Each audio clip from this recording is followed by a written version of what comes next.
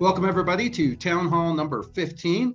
As I said, these seem to be popular. I feel like people are getting things out of them every week. I know I do. So we've decided to continue them and continue to, especially as we transition, I believe, from a from more of a the pandemic response to probably a recession response, which we're all kind of seeing grow together here. And so with that in mind, we're going to be talking a bit more as time goes on. So we thank you for joining us. My name is John Best. I am the CEO of Best Innovation Group, and I'm joined by, I don't know if he's on yet, but he should be, Kevin Sarber, who's with me as well. I'm not sure Mike Lawson's here today. I don't think he could make it. So I think it's going to be me flying solo with Kevin, and also my usual support group of Jonathan and Tom O'Shea couldn't make it today. So we've got quite a few things going on. I also am on the trail of getting a few more people to join us. I'm going to see if I can get Chris Skinner to join us. I'm very interested in what he has to say. Also Jim Moreau.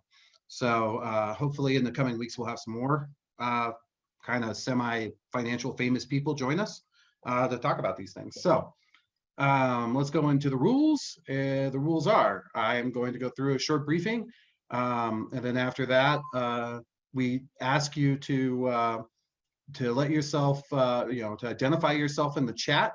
Everybody, please go in and identify yourself in the chat so that we know you're here. Also to keep the Zoom bombing, particularly Andrew. That's the person I'm most worried about Zoom bombing us. If you feel compelled to dig deeper, we encourage you to reach out the private chat. We know that's been happening, which is great. If there's any information that you think a broader audience should know, go ahead, post it to everyone.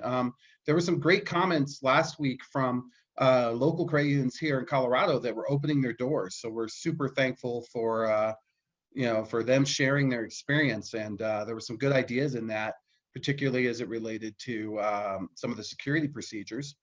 If it is that something comes up and needs to be more detail, then we'll likely bump that over to Mike Lawson, and he would say interview the person or find a person to talk about it. So we'll pull that together. If you are here, please know that these are being recorded. We publish them on CU Broadcast to the big website, and then Glenn takes and chops them up and turns them into a podcast, and those have become very popular. So that's been very cool as well. And so if you're not listening to our podcast, we encourage you to go. It's called The Big Cast. You can find it pretty much anywhere that you listen to podcasts, Spotify, Apple, iTunes, wherever. It's available in all of those. So nice. And we've got I think some new people here, so we're excited about that. So with that in mind, let's keep moving. Just in case you can't find the chat, and it's so funny, when we first started this, people were so new to Zoom. And now Zoom is just such old hat for everyone. But just in case, if for some reason you don't see the chat window on your screen, then all you got to do is go down, and there's a little icon that says chat. Sometimes the little menu bar that's across the bottom there won't be there until you put your cursor over it. It tends to hide.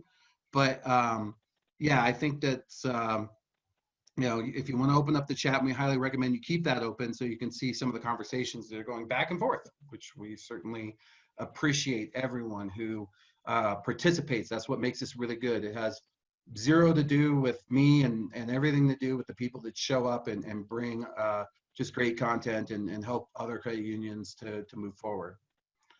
So let's move on. So last week, something popped up that I thought was very interesting, which was we're seeing the Cfpb really kind of get involved here. It's interesting because the Trump administration basically dismantled the Cfpb to some extent.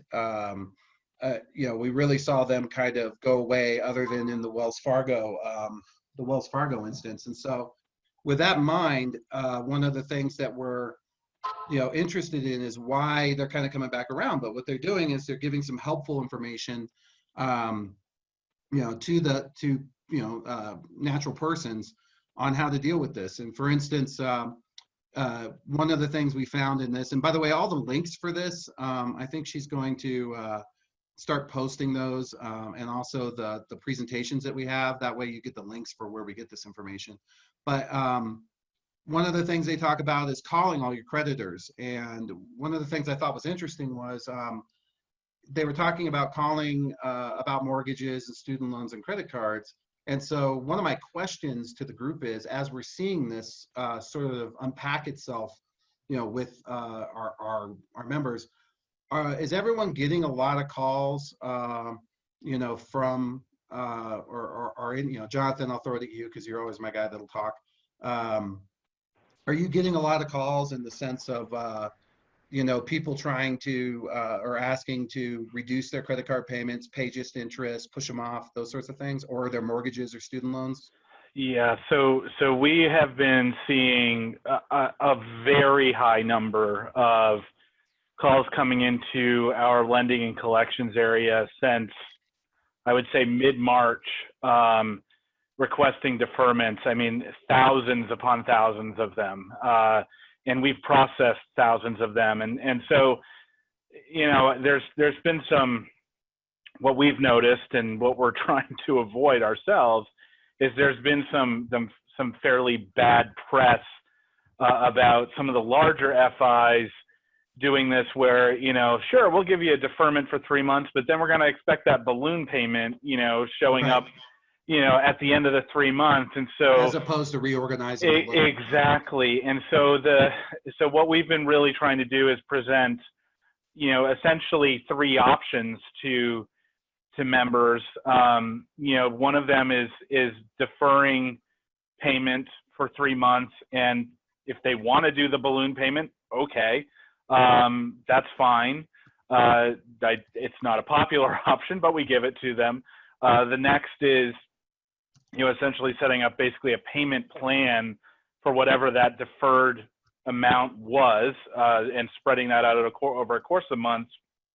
Or the, I think, far more popular option is to take that deferment and tack it on to the end of the loan.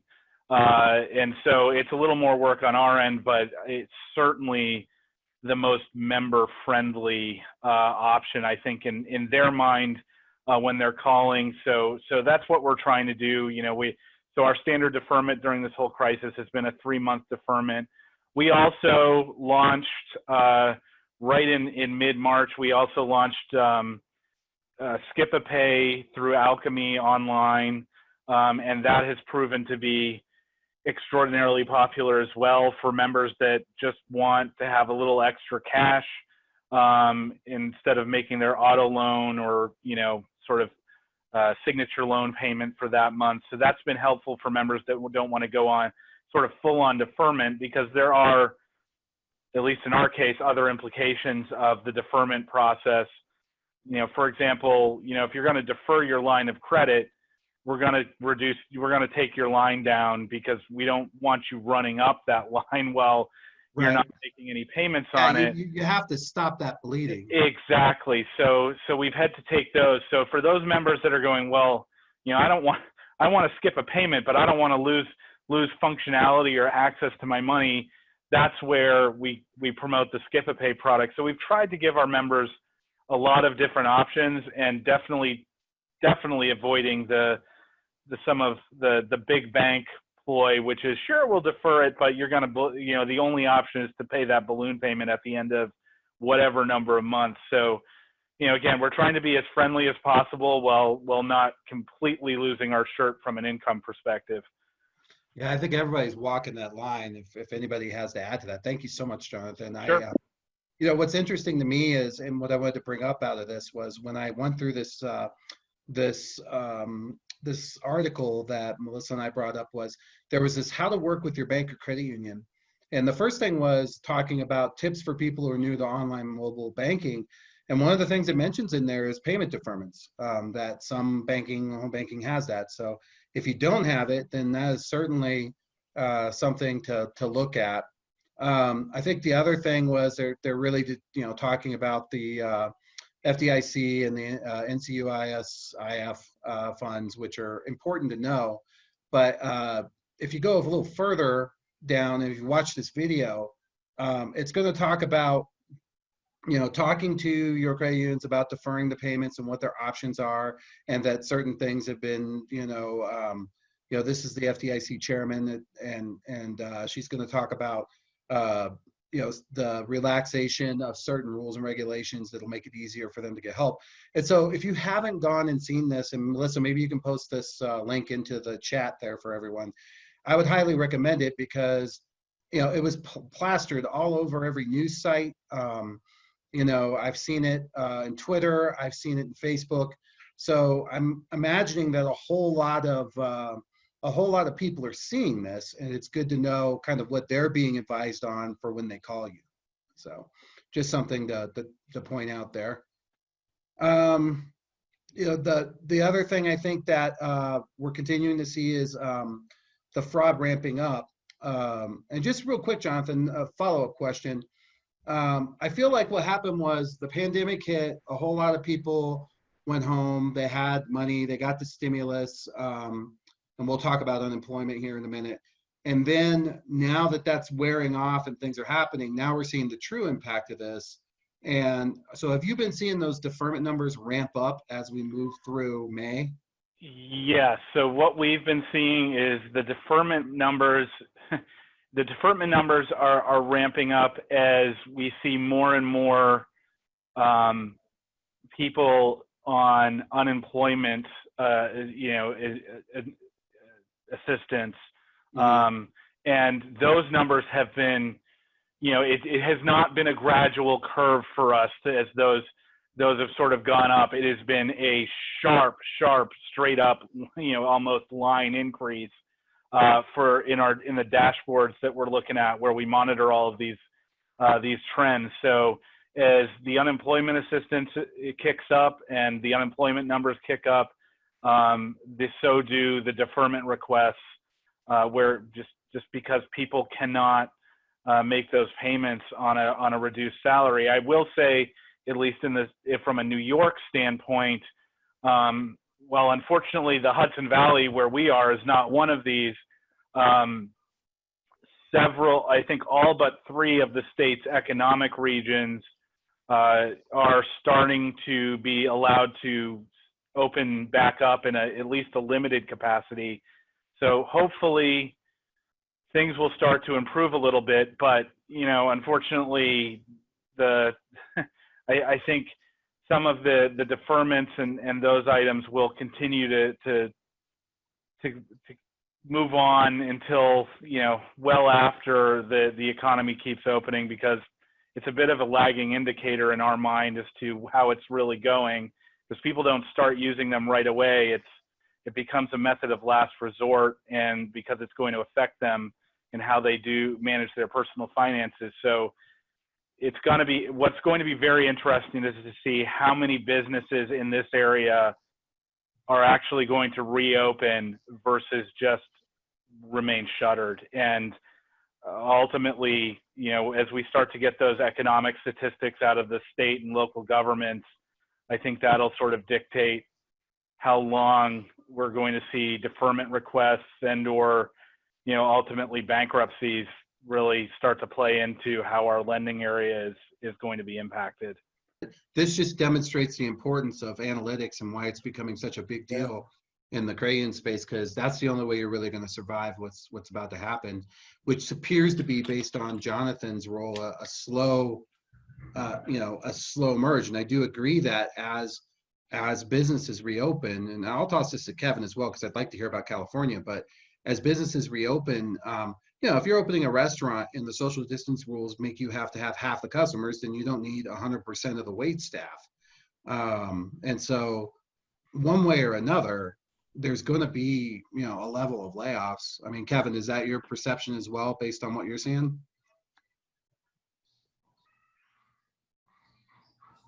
He may have, he's finding the mute button.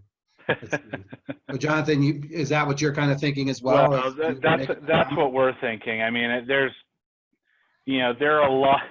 So just around our area, I mean, aside from the larger employers like IBM and Global Foundries and some bigger ones around here, a lot of these local places, we have a lot of very small local restaurants, local, even if they're chains, they're owned by, families that are just local franchisees. And some of them are just, some of them are already closed. Some of them just cannot weather this storm. So, we know there's going to be fallout. We're just not sure exactly how much yet. But it's pretty, some of the shopping centers and especially we're in an area where a lot of people made their living in the restaurant business.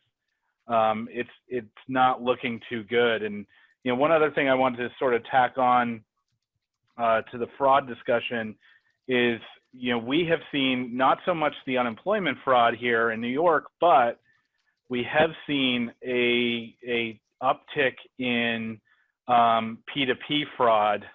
And what we're finding is that, these fraudsters knew that people were getting stimulus checks or are getting stimulus checks, and they have socially engineered individuals, generally older individuals, that they are actually socially engineering them to not only give up their credentials to things like internet banking, but they're also then doing a sort of phone con to get them to give up their MFA passcodes, one-time passcodes as well, and logging in and using our real-time P2P to get money out of the institution and into accounts that they have.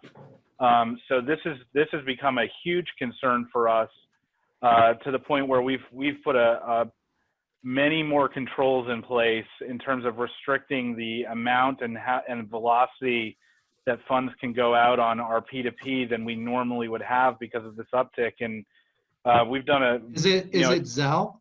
No, this is actually the Fiserv's Acculink and Pazer platform. What's it called? It used to be Pop Money. Yeah, no, that's I'm sorry, FIS. Yeah, no, sorry, Yeah. Zcash, Zip Yes, Cash, exactly. So we're on that, and similar to what I hear is going on with Zelle, and interestingly, we were able to. We've been doing a bunch of research as much as we can in the Entrust MFA logs and everything else with these members, and it appears to be some kind of fraud ring operating out of Miami, and they have really honed in on stimulus check recipients that are particularly vulnerable. And Jonathan, it makes perfect sense, because when we used to see these fraud rings at Westcom, and we were one of the very, Sarver's here, but he could attest to this, but when we were at Westcom, we were one of the very early entrants to have online ACH movement. And when we'd see the fraud rings hit, their biggest challenge was figuring out when there was money in the account. But we've solved that problem. We've created sort of a like clockwork type moment where they can figure this out. And so it's not surprising that they're coming out of the woodwork, but it also gives you a foothold in terms of the data to try to watch for, in terms of, creating some analytics around tracking these. But so I could see that. We are now hyper vigilant every Wednesday when the stimulus checks or the ACH money comes in, although that's slowing down. But we're also now hyper vigilant on even just the paper checks coming in to those accounts. So it's interesting. The fraudsters picked up on these scheduled payments and how reliable that was very quickly in order to get money out as fast as they could. Yeah, that's the thing I'm concerned about, because I think Andrew is right. I think they've been sitting on this information for a long time, knowing that without knowing what the accounts were, they give themselves away and they sort of have one shot to use this. Now that there's a good opportunity, plus there's a lot of confusion and a lot of new people to digital, this is making a perfect storm. I want to switch over to Todd from All In. Hey, John, before you go off. Sure, go ahead, Kevin. One of the things too, I think that, there's a little bit of a storm headed, I think, a little bit further out. You talked about early on in the conversation, you talked about, people being out of work and small businesses, particularly restaurants and those type of things that may not come back. I think there are a number of people who are making more money on unemployment with some of the programs. And so they're going to stay out as long as they possibly can. You know, Yeah. and I do think there's probably another round of stimulus coming that could push it out a little further. And then we're going to have kind of this second wind of people who had the money coming in who now have left their job because they didn't want to go back, either for financial reasons because they were making more, or, you know, some fear of having to interact with the public in a close situation. Yeah, they may be compromised in some way. Yeah, and I think you know, that's another wave that we'll have to kind of keep our eye on when those benefits. Yeah, what I like about that is, what I don't like about it, but what I hear you saying is at least that's somewhat predictable. So that would be something, Gary, if you want to add into, and everybody who has, you know, kind of business, business intelligence type products in place, is, and maybe I'll do this on next week. So I might invite someone. Been talking to Breeden and a couple other people about sort of the new normal and statistics and what this might, you know, trying to predict some of this. But that's certainly something to throw in, is when that stops, what do we think will happen? And we maybe need to start thinking about modeling that, maybe even together now. So it's a good point. Well, the other thing I think that, and I'm not sure if you're seeing, if the folks on the phone are seeing a lot of call center fraud, but, you know, we took a lot of people out of the branches who didn't necessarily have the responsibility, as high a level of responsibility for trying to detect fraud as we do in our call centers today. And, you know, so we took these people out of the branches. They have far less experience. We're trying to deal with these members that are coming through. I'm curious to know how much. I know from Westcom, they've had a ton of attempts. They've kept the losses pretty low comparatively, but they're seeing a lot of activity, fraudulent activity attempts in their call centers. Yeah, that's a good point. I think it was announced yesterday by Steve Mnuchin that if you choose not to go back to work, you can no longer stay on unemployment. That would be good. Yeah, I mean, I'm a proponent of not, you know, I don't like this situation where you can make more by, you know, unemployment. I mean, every day I have to keep Kevin from quitting Sarber. My daughter returned to work last week, and she works for a dentist office, a child's dentist office, and the owner of the company told them, if you choose to not come back, since we're reopening, you won't be able to get unemployment. He told them that last week. Yeah, and I think that's fair. I think, you know, I don't have a problem with that. Yeah, I want to shift. There are just a lot of folks who may kind of say, I can't take you back. Right. Or they come to a deal on the side that says, you know, you don't have to worry about me coming back, but you're going to have to allow me to continue on unemployment. Well, I think there's that. Plus, I think that there's a lot of people dealing with their children and what to do with that. Because even though it's summer now, some of the options that you had, like daycares and stuff, may not be something you want to do. So real quick, Todd piped in and he said something cool, but Todd, go ahead. I want to hear what you just said, or what you posted in the Everyone. Thank you for doing that.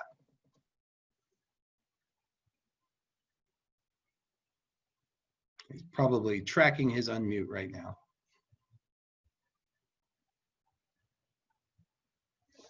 See if I can unmute him for him. Oh, there he goes. Okay, John, can you hear me now? I can. Sorry about that. Yeah. Didn't mean to put you on the spot, but thank you. Oh, my pleasure. Yeah, I thought it was a good idea when you all were talking about this a couple weeks ago. So I wanted to see where our numbers fell. We pulled the numbers about a week and a half ago, and we have a loan portfolio of about 1.1 billion.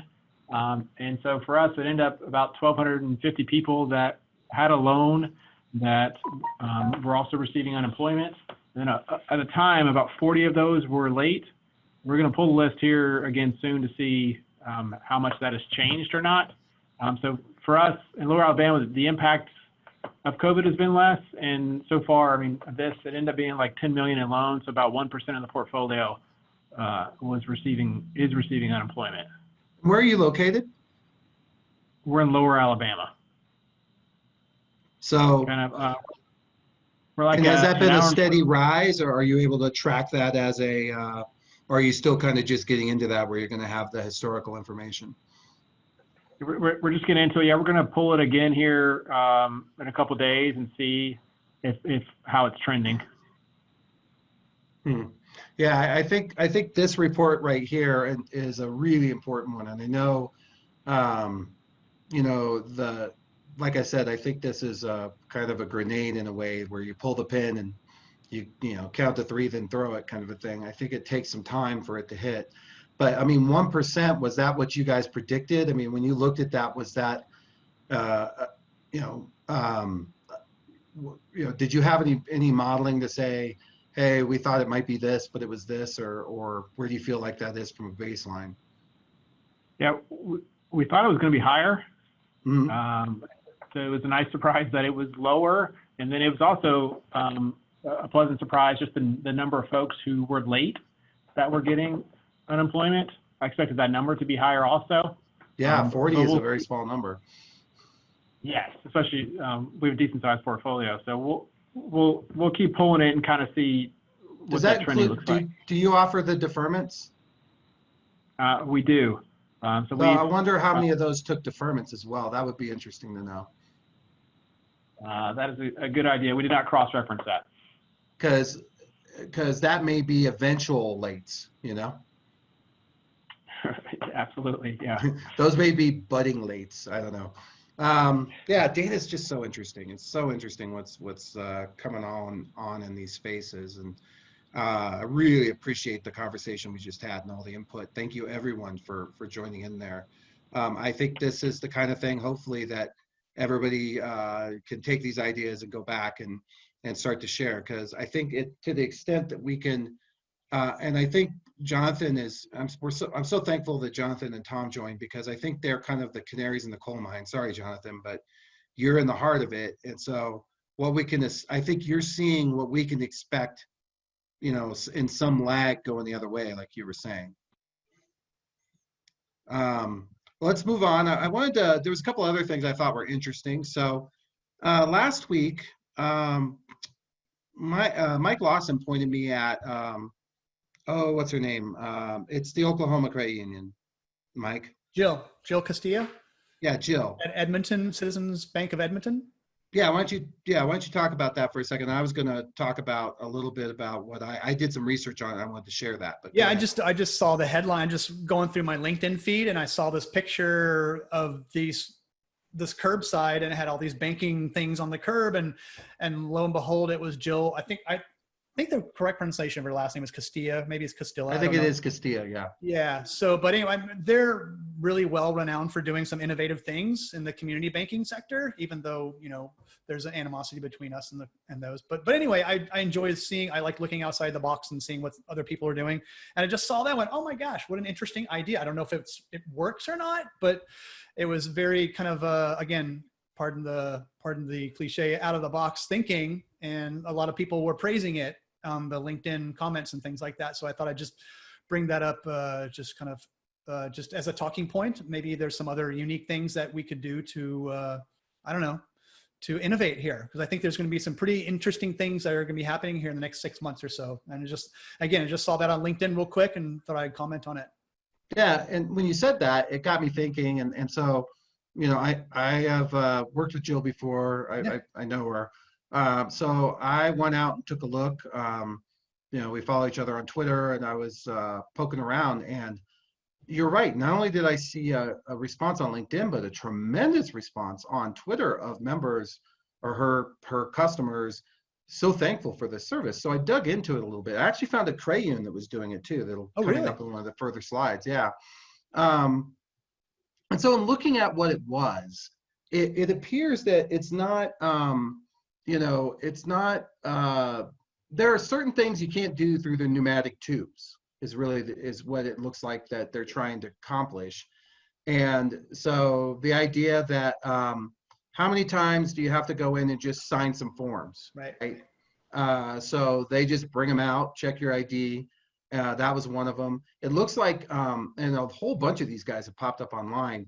If you're looking for curbside signs, you know, to take a couple spots in your parking lot, I mean, I'm seeing them everywhere now. They're just all over the place. It's usually a bucket with cement, Yeah. a piece of wood, and a nicely printed sign.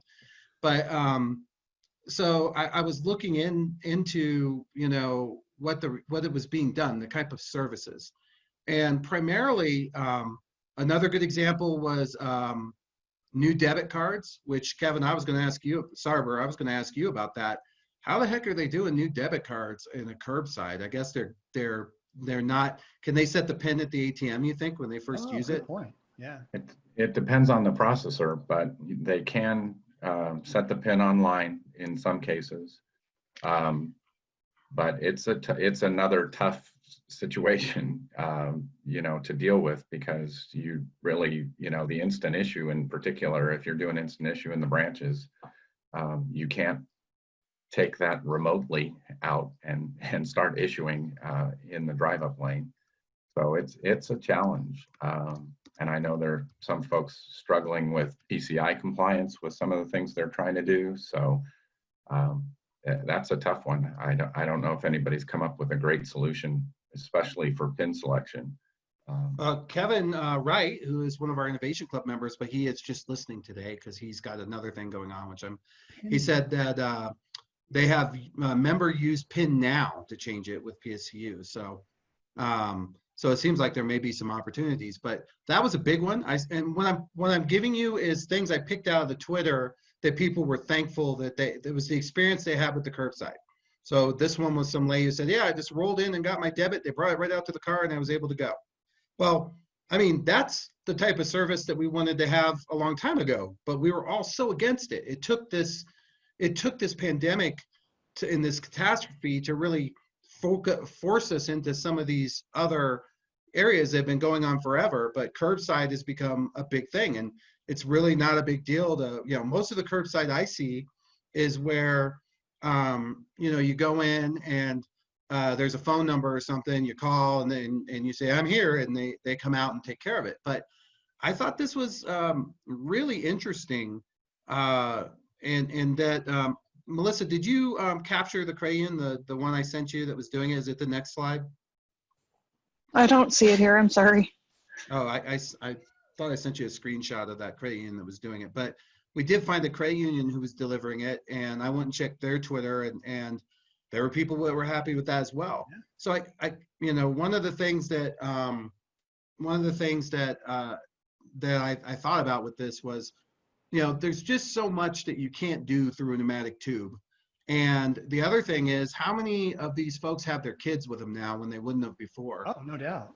And they don't want to drag, you know, in your case, twins into a branch. No way, into man. a branch and expose them. It's not so much that they're worried about the children in terms of, but you know, you ever tried to keep a 5-year-old's mask on? I watched this lady the other day, and she was going into a store. I was going into the gas station, and both kids were coming with her. And the little girl would just take off her mask and flop it around and then put it back on. And yeah, it's just going to be really super difficult to explain this to everyone and to get into that habit. So my question to the group is anybody considering this, or is anybody doing it? And while she does that, I'm going to see if I can find the, while you're there answering that question, I'm going to see if I can find the credit union that was doing it. So is anybody considering it? I'm going to say no, possibly. No, so I just chime in with no.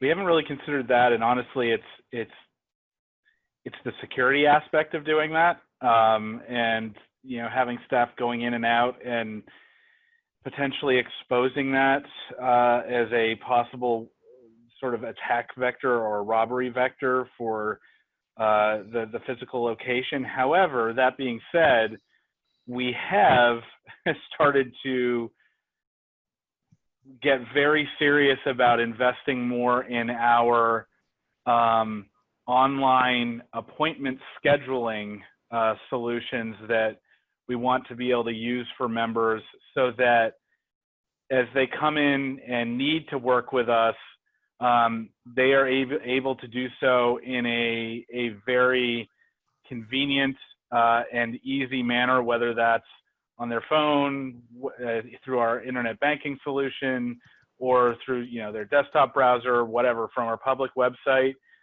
We've been really looking at different solutions to improve that ability, and I think the one that we really like right now, and we're talking to them a lot, is a company called Time Trade, and they actually have quite a few fairly large credit union clients like BCU, Digital, and some others, Affinity, and they look like a really strong solution. So while we're not doing curbside, we're really trying to enhance our scheduling capabilities for members that do need in-person services, so we can maintain social distancing while still providing them. Yeah, and that's kind of, I think, everybody's bailiwick. It's everybody's realizing, and even so much so as you saw with the Cfpb earlier, if you're new to digital services, everybody's recognizing this, 10 years of digital transformation that's been done in 3 months. So here's the credit union I found. This is I think this is Kyle's old credit union, Affinity Plus in Minnesota. They have the curbside service. By the way, I thought this is a really nice page, and it explains that all you need is a phone. But then, what is it that what is it you could do? And here it is, a new debit card. We just won't be handling cash, so they won't bring cash out to you. But then if you go a step further, it tells you the different things that you can do using the curbside. So it's saying, here's a list of our services, and here are, I think Jonathan just said that was a good idea. I feel like you need this sort of matrix. Like, this is important because this also may be how you determine your new financial institution to some extent. So, like, look at this, loan closings, interesting. Personal account and loans, curbside. So maybe they just bring out like a stool. Maybe it's like, maybe branches should be more like a Sonic. Well, that's what Jill was saying. She said they took a page out of the restaurant industry, and that's how they got this idea. It's funny. I had this in my book. If you remember, I talked about curbside service. Everybody just said I was crazy, but here it is. It just, because of the issues that Jonathan said. But when I'm looking out at different people's Twitters, I guess what always interests me is if members like it enough to say something about it unprovoked. To me, that's Mike, that's a pretty big deal. Yeah. If they're willing to sort of talk about it and unprovoked, I think that's a pretty big thing. And there was just so much of it about this curbside thing. But yeah, I thought this was interesting.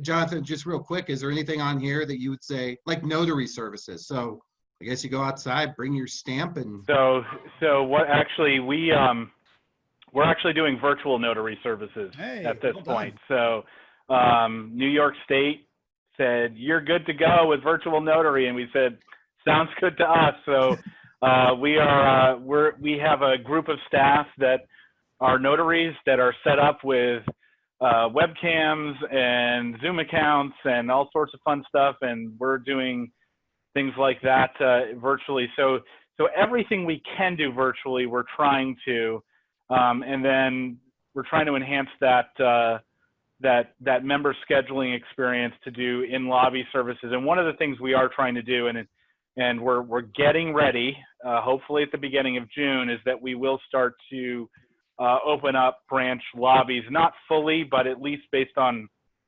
for appointments at all locations, so that we start to increase our bandwidth again versus where we are today. So again, we haven't gone to complete curbside, but anywhere we can be virtual, we've started to offer them, and hopefully in another couple of weeks we'll be able to expand our branch bandwidth a little bit from where we are today, where we only have 5 branches open for lobby appointments. we'll hopefully get back up to the full 20 here in the next couple of weeks by early June. Yeah, I think that, a lot of people are looking at all this scheduling stuff. Gary just mentioned Microsoft bookings. Kevin mentioned Coconut. I've seen them at several places. We actually have been working on, we've had it for a while. It's built into our 5 software. We just hadn't rolled it out yet, which is it connects to your Outlook and basically can schedule, just by talking to Alexa or Amazon or on a chat, or pardon me, Google or on a chat. We've had that for a bit because we wanted to be able to use the Amazon products and the voice features to do that scheduling, because we found that was a lot easier way to do it. And we didn't want to introduce some other scheduling piece. Most people are using Outlook, so we just wrote into the Microsoft Graph platform to do it that way. So, but yeah, I think there's a lot of need for the scheduling. But I also think that the other big change is, I think that matrix that I just shared is actually really important. And as I'm looking at that, the idea that you should be able to go to the website and see, okay, what services are available, how, because there's so many more now. And the fact that that's there just tells me. And by the way, there was a couple other credit I saw doing curbside as well. That isn't the only one, but Affinity was the one I picked up on first. I think there was one in Alabama, Todd, if I remember right. I'll try to find it and send it over. But it's good till it isn't, right? So till somebody gets attacked coming out. But I think that there is a nice. It seems like it's a nicety that people are appreciating. And so I just wanted to bring it to bigger attention since Mike brought it up last week. So kind of closing out the curbside, I think if you're going to do that, there's a couple cool things that you could definitely pull out if you have that kind of parking space. And I think for people without drive-throughs, and again, Kevin, that's the, Sarber, that's the majority of branches that are in California, right? Absolutely. It's really tough to get drive-ups approved. So that would be something that would be really valuable for maybe, organizations that are in that area where drive-ups are just not a thing. And the next step is Segway. You can just meet them on a Segway curbside. Get little Segways that everybody can drive around. I've always wanted to find a use for Segways and credit unions. Or I could launch a drone out of the roof and they could come bring them their stuff. Which, who knows, we're in a really different world right now. Yeah, that Amazon drone delivery is not such a bad idea now, huh? Yeah, not anymore, right? You don't have to interact with anyone. It's hard to get the mask on the drone, though. I'll say that. That's true. I'll say that.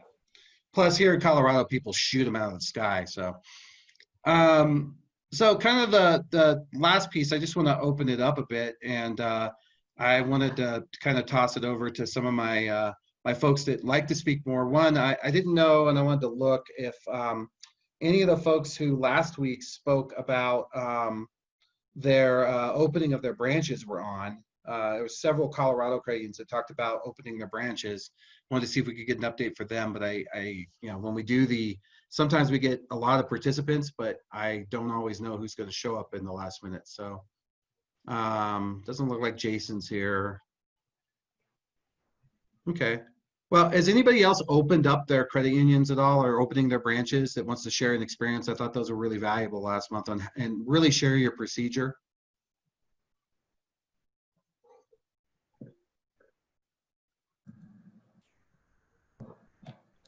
Hey, John, this is Doug. Oh, hey, Doug. Just share, obviously we're not but we want to share an experience one of our credit unions had. Is probably about 10 days ago, they were just starting to open up their lobby, and they ended up with a teller that came down with COVID.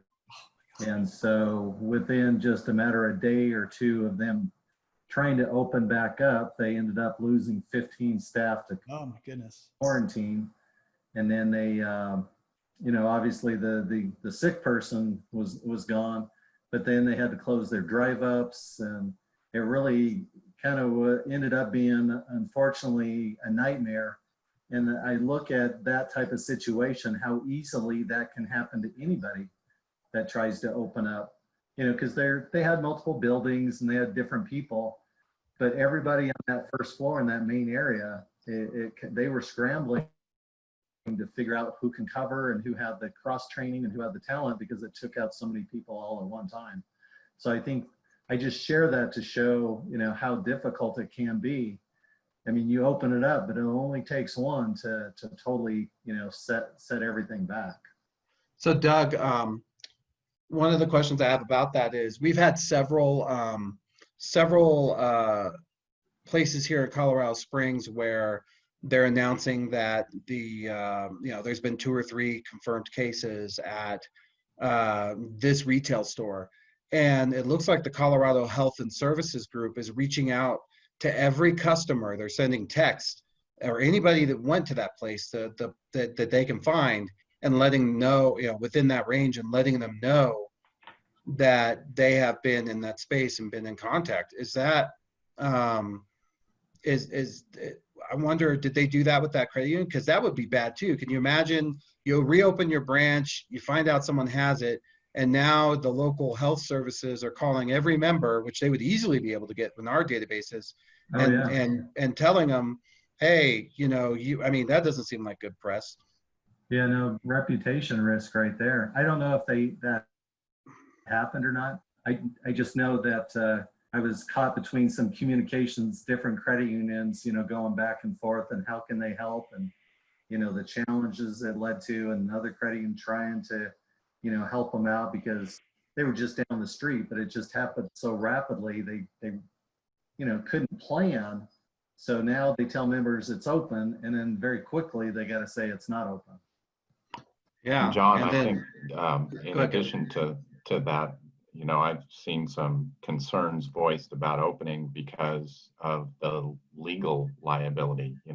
If whether you open up and you end up giving it to a member, that I would imagine at some point down the line could result in some sort of legal action and some sort of legal liability. I don't know, but it's I know one of the common fears about some of the smaller places opening up.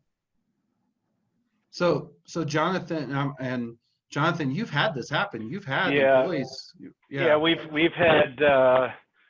Actually, I was just going back and looking through all of the data I've had to pull out of our business intelligence solution because of closings that we've had to do due to COVID related issues. And I'm looking here. So we've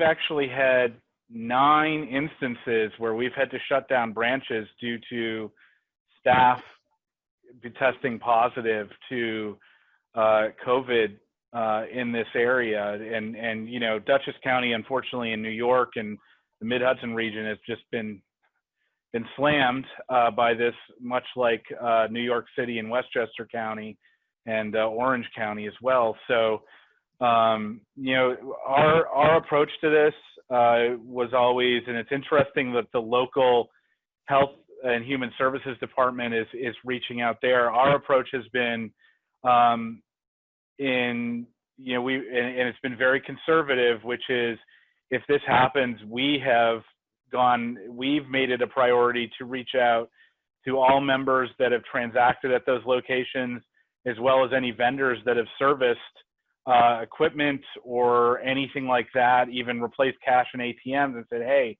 we had an employee that tested positive for COVID-19.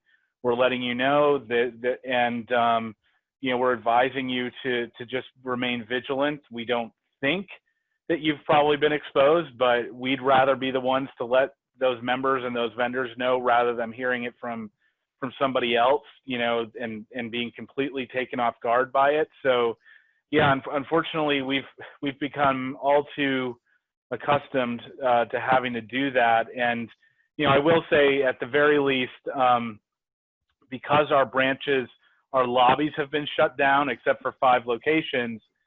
It's been fairly, fairly easy to manage that communication and that process.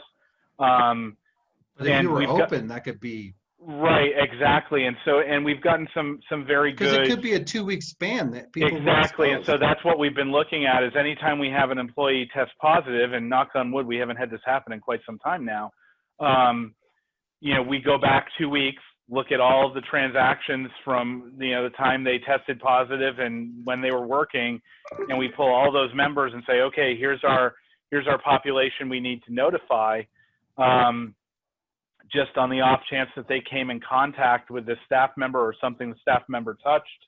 And so it's we've again, like I said, it's kind of unfortunate. We've gotten pretty good at producing this data and going through the motions of this, but yeah, I think unfortunately it's going to be a reality for a lot of institutions, and it's going to be a procedure that they need to have on hand. Yeah, that's what I was going to say. It's so eventually credit unions wind up being like those carnival rides, right? Where you have to sign a waiver. Because, I mean, the only way to protect yourself legally is going to be somehow having, it's just like before you get on the ride, you go, yeah, if I die on your rickety carnival ride, I'll be okay or whatever. It's like jumping out of a plane or something. What's that, Mike? We won't sue you. If I die on this, we won't sue. That's the waiver. So. Yeah, that's really kind of the only way to go about it. But so members will be signing waivers every time they enter a branch? You're not even, Jonathan, you're not even allowed to go to different floors, right? No, well, so that's the interesting part about our solution or situation, I should say, is that, the branches are one thing, but our operations center is a whole nother animal. And so that is still completely, I mean, I'm here as sort of a support contingent. I have 8 of my IT staff here that are very much socially distanced. And then that's we just have their natural state. So. Right. Well, that's true. We're kind of all like mushrooms anyway. So, we live in the dark. But the risk is if one of you tested positive, all of you would have to get quarantined. And so that is a huge risk that we've had. And we developed a plan for that contingency when this whole thing started. One of the things we've tried to do is, so we have our operations center. We have 2 floors in the operations center. I'd say about 90% of the staff from the operations center are working remotely. And just to give you a perspective, we have a little over 400 people in this building on a normal day. And so I'd say about 90% of them are working remotely at this point. And then those of us that are here are, sort of locked away and trying to keep away from everybody else. But there is a small contingent that has to do things like the mail processing and that sort of thing. Or backup tapes. Right, exactly. Just odds and ends of things that can't be done remotely. And so what I'm most nervous about is actually opening up this building, because it is to get people back in here and to actually bring it back up to sort of what I would call its normal population of staff means that you can't meet the social distancing requirements that have been set forth by the state of New York. So I'm looking at this as we might be able to staff up to maybe 50% of the building again and keep people apart enough and wearing masks and all of that.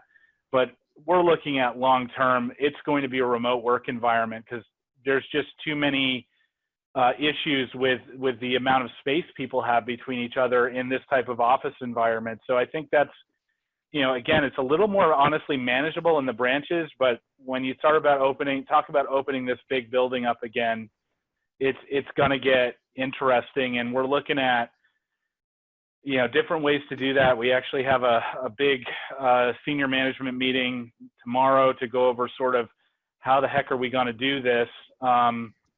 And, we're trying to find other solutions, because one of the things that's been mandated for us as an employer of our size is even when we do open, we need to do temperature checks. We need to do face mask checks whenever anybody enters into the building.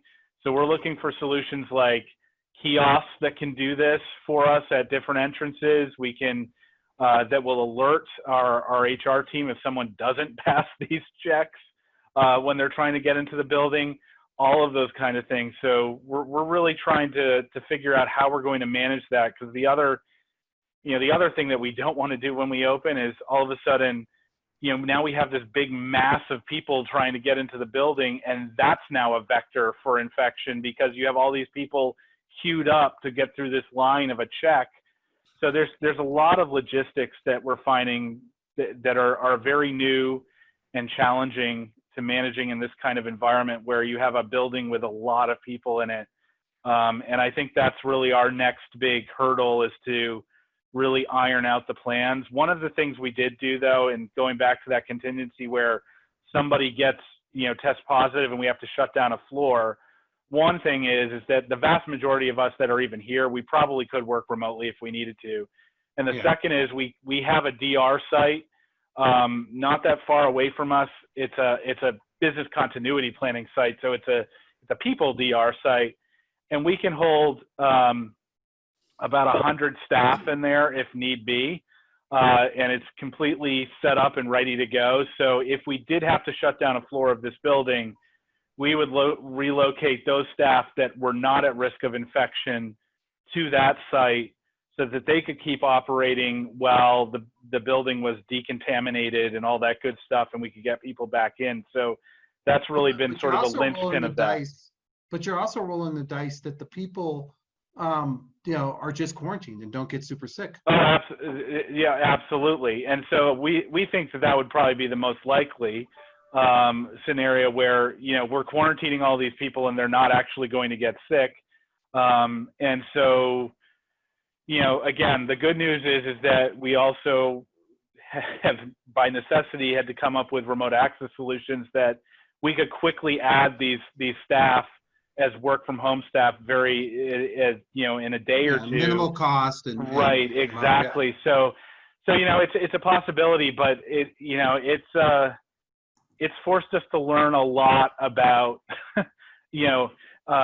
infection control and public health management that we never thought we would have to get into as a credit union. You think you'd have to take a temperature to go in someplace. Right. If you'd said that at the beginning of the year, I would have said, yeah, you're crazy. So, well, listen, we have some other things here. Unfortunately, we had this scheduled for an hour. I think we're going to talk about contact tracing next week. We certainly are going to get some more details on people opening. And I want to try to see if I can get, I'm looking for someone, like I said, Breeden might be the guy I bring in. Would be awesome. Mm-hmm. Yeah, to talk about kind of the new normal and how we trend some of this. I think these data points that we're bringing up are very, very important. Yeah, I just interviewed him last week on. Yep, I watched that interview. That's what made me think of it. The W and all that. Oh my gosh, it was really, really good. So, yeah, he talked about the W versus the V in terms of bounce back. And by the way, you have two of those. You have the COVID, but you also have the recession, and both can be different. One could be a W and one could be a V, I think is what he said. So agreed. Yeah. It's fascinating. But like I said, I can't thank you all enough, especially Jonathan, who continues to come on and I think give us all just such incredible information. I have to send him a nice big shirt or hat or something. Rock, man. Some swag. It's all right. I'm happy to share it. And I know if I send him swag, Andrew's going to want swag. I'll have to send it to him and Gary as well. But we thank you so much. And we'll be back next week and we'll pick up on this. And we appreciate your time and your helpful input, and look for the recording to come out soon. Be safe, everyone. Awesome. Great. Thank you. Well done, guys. John.